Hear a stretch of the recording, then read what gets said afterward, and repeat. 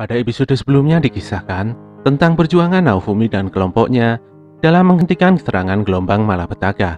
Mereka bergabung dengan pahlawan lainnya untuk mengalahkan Soul Eater.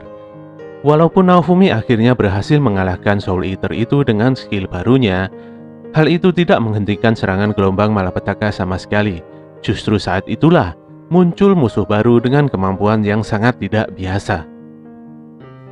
Sebelum memasuki isi cerita seperti biasa, buat kalian yang baru datang silahkan untuk subscribe channel ini dan nyalakan notifikasinya supaya kalian tidak ketinggalan info terupdate dari kami.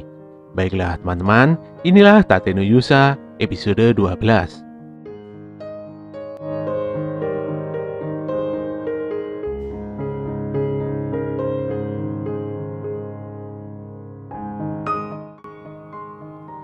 Gelombang malapetaka masih belum berakhir.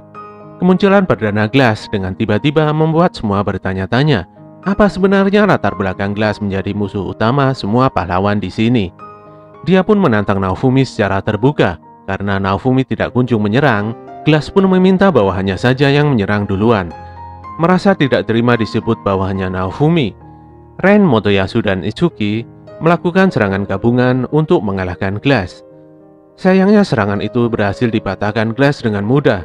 Bahkan dengan satu kali serangan, 3 pahlawan itu langsung tumbang begitu saja. Naofumi pun akhirnya melakukan serangan hingga membuatnya menggunakan perisai amarahnya kembali. Dia pun mengurung Glass dalam Shield Prison dan menyiksanya di dalam kota Iron Maiden. Dengan serangan spesial itu, nampaknya Glass masih baik-baik saja. Hingga detik ini Naofumi masih belum bisa menganalisa status musuh dengan benar. Melihat kondisi yang tidak menguntungkan ini, Naofumi menyuruhkan kelompoknya untuk mundur sementara. Dari kejauhan, Glass masih menyerang Naofumi dengan kipasnya. Sayangnya waktu pertempuran gelombang malapetaka sudah mencapai batasnya. Glass pun terpaksa mundur dari pertempuran. Dia melayang ke angkasa dan menghilang begitu saja.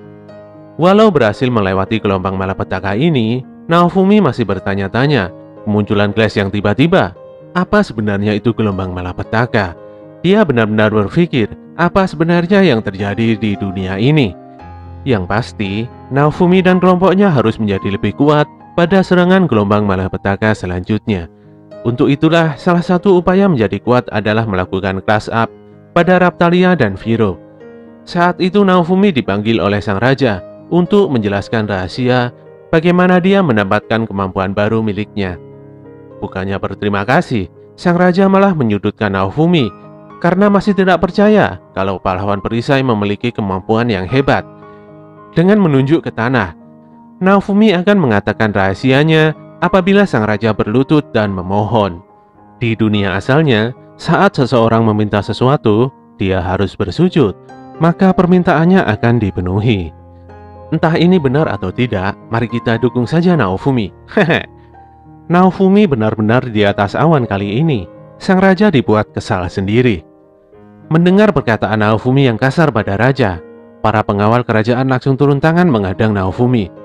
Sayangnya mereka tidak berani berkat intimidasi Naofumi yang berhasil mengalahkan gelombang malapetaka. Merasa tidak berhasil membuat Naofumi mengaku, sang raja mengancam akan menyiksa budak Naofumi. Dengan penuh amarah, Naofumi mengingatkan untuk tidak mengganggunya, apalagi menyentuh ujung jari kelompoknya. Dia yang sekarang bisa membunuh sang raja dan pengawalnya dengan mudah dan keluar dari kerajaan tanpa tergores sedikit pun. Raja pun tidak bisa berbuat apa-apa. Dia hanya bisa memendam amarah dan kebenciannya pada pahlawan perisai. Saat akan keluar dari kerajaan, Naofumi bertemu dengan seorang wanita yang secara diam-diam mengingatkannya supaya lebih berhati-hati pada gereja. Di balik wajahnya yang baik, gereja telah berkonspirasi dengan kerajaan untuk menjatuhkannya. Melty mendatangi ayahnya dan memintanya untuk berdamai dengan pahlawan perisai. Tentu saja ayahnya yang merupakan raja yang sombong menolaknya dengan sangat keras. Melty menanyakan mengapa ayahnya sangat membenci Naofumi, dan sang ayah pun menjelaskan alasan yang sangat sulit untuk dipahami. Saat itu tiba-tiba Main datang. Dia memberikan penjelasan bahwa selama ratu tidak ada, maka titah sang raja adalah mutlak. Saya sendiri masih belum paham mengapa sang raja kalah pamor sama ratunya. Melty yang juga menginginkan kebaikan bagi negaranya tidak menerima masukan dari kakaknya yang tidak nyambung. Dia pun segera berlalu dari ruangan itu. Mine yang sangat kesal sekali dengan sikap adiknya seakan menyimpan amarah dan merencanakan sesuatu yang buruk pada Melty adiknya sendiri.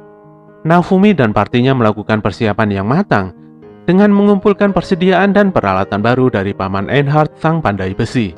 Untuk melakukan crush up pada Raptalia dan Viro, Naofumi berencana pergi ke Sylphriden. Di Sylphriden, walaupun itu negeri para manusia setengah binatang, namun manusia masih bisa diterima di sana. Dalam perjalanan, Einhard dengan baik hati memberikan beberapa item penting untuk Naofumi berupa aksesoris untuk perisainya. Raptalia mendapatkan 2 buah pedang, dan Viro mendapatkan sarung tangan sihir yang setara dengan kekuatan 100 orang. Naofumi sangat menyukai perjalanan jauh. Dia jadi bisa bebas dan tidak memikirkan kerajaan ataupun para pahlawan lainnya. Sayangnya tiba-tiba Melty nongol dan memintanya untuk menemui sang raja sekali lagi untuk berdamai dengannya. Jelas saja Naofumi menolaknya. Mana ada orang yang mau berdamai dengan seseorang yang menghinanya. Melty yang mendapatkan penolakan begitu sebal. Dia terus memintanya untuk kembali pada kerajaan agar memperbaiki hubungan antara pahlawan dan raja. Tanpa disadari, salah satu pengawalnya berusaha membunuh Melty dengan pedangnya. Naofumi yang sudah menduga akan terjadi sesuatu yang buruk, langsung melindungi Melty dengan perisainya. Oke teman-teman, itulah akhir cerita dari Tateni Yusa episode 12.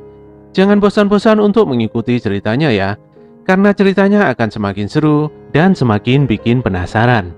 Bantu kami untuk terus mengembangkan channel ini dengan klik tombol like, komen, dan subscribe. Apabila info dari channel ini bermanfaat, silahkan kalian bagikan kepada teman-teman kalian ya. Tetap semangat dan terima kasih.